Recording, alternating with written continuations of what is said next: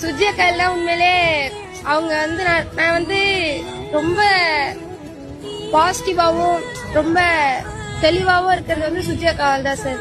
ஏன்னா சுஜி அக்கா இல்லைன்னா வந்து தனியா இருப்பேன். சுஜி அக்கா வந்து எப்பவுமே எனக்கு எல்லா டைம்லயும் சப்போர்ட்டிவா இருக்காங்க, நிறைய ஐடியா கொடுப்பாங்க. உண்மையா சொல்லணும்னா நான் வந்து மத்த டிஃபென்ஸ் அனலைஸ் பண்றதோட சுஜி அக்கா அனலைஸ் பண்ணி சொல்லுவாங்க, செகண்ட் மேன் அடிப்பாங்க அப்படின்னு சொல்லுவாங்க. ஆனா நான் அதை அனலைஸ் பண்ணியே போக மாட்டேன். சுஜி அக்கா வந்து அந்த ரைடு போறதுக்கு முன்னாடி சொல்லுவோம், கார்த்திகை செகண்ட் மேன் செக் பண்ணிக்கோ அப்படின்வாங்க. அப்பதான் எனக்கு வந்து செகண்ட் மேன் தோணுமே. ஓகே, அப்ப அந்த ரைடு போவேன், அப்ப செகண்ட் மேன் அடிப்பாங்க, ரிலீஸ் ஆயிடுவேன். அது எவ்வளவு பெரிய எனக்கு ஒரு கிஃப்ட் மாதிரி சார் சுஜி அக்கா கூட. இன்னொரு கோச் மேட்ல ஒரு கோச் அவங்க. ஆமாங்க சார். எங்க கோச் வந்து மென்டலி என்ன ரெடி பண்ணுவாங்க, இந்த மாதிரி தெளிவாடு இந்த மாதிரி டெக்னிக் சொல்லி தருவாங்க.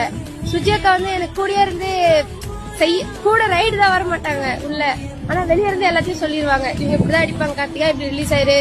நான் வந்து டவுன் ஆனாலும் என்ன ரொம்ப மோட்டிவேட் பண்ணுவாங்க, கார்த்திகா உன்னால முடியும், நீ நல்லா விளையாடுவ, நீ வந்து தெளிவாடு, சாதனை என்ன சொன்னாங்க தெளிவாடு அப்படின்னு சொல்லி அனுப்புவாங்க.